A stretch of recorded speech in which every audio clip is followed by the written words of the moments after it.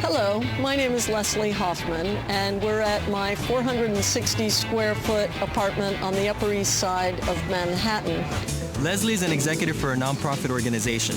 Her tiny apartment looks pretty traditional, but has some very modern touches. In renovating the apartment, Leslie's two must-haves were enough storage and an open floor plan living space. The apartment originally was a one-bedroom apartment. I knew I would tear it apart and redo it.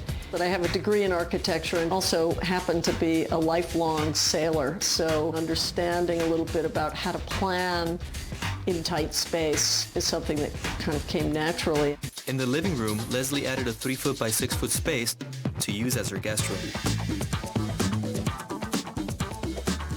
The window seat is pretty wonderful because it doubles as a guest bed for out-of-town visitors. By putting in a bay window, I've gotten this extra space and a lot more south light. The bed obviously can only sleep somebody who's under 6 feet, but the fact that she's got what's basically an extra room for guests is really amazing in that space. I'd like to show you my coat closet. It's right next to the front door.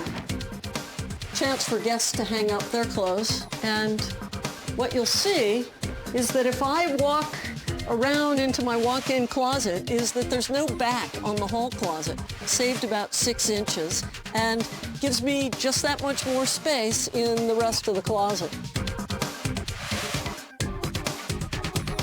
The office is also the bedroom with everything, except the bed.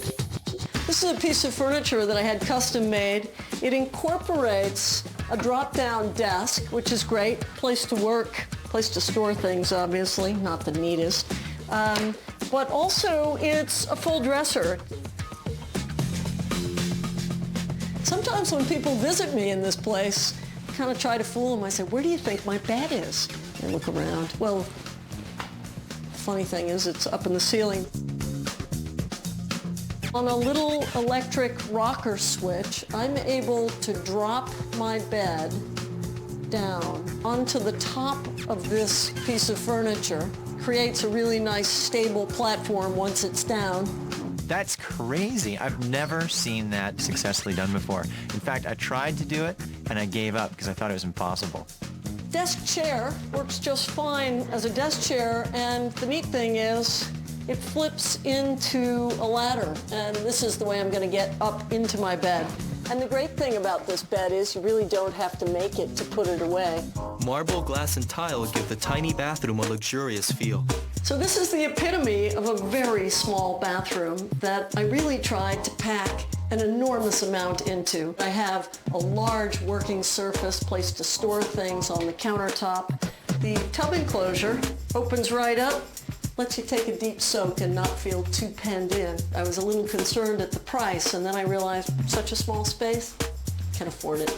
The tiny terrace is Leslie's big city retreat.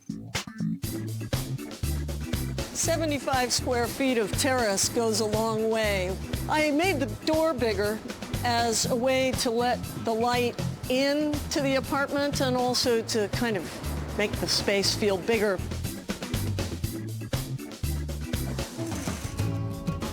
I think when you're creating a small space, it is absolutely critical to think through how you're going to live in it and what all the details are and how it all comes together. I think bigger spaces are a little more forgiving, and in a small space, you need to be dead on. Next on Small Space, Big Style, two distinct styles come together in one little house in Texas, and in New York, an apartment fit for a collector of everything.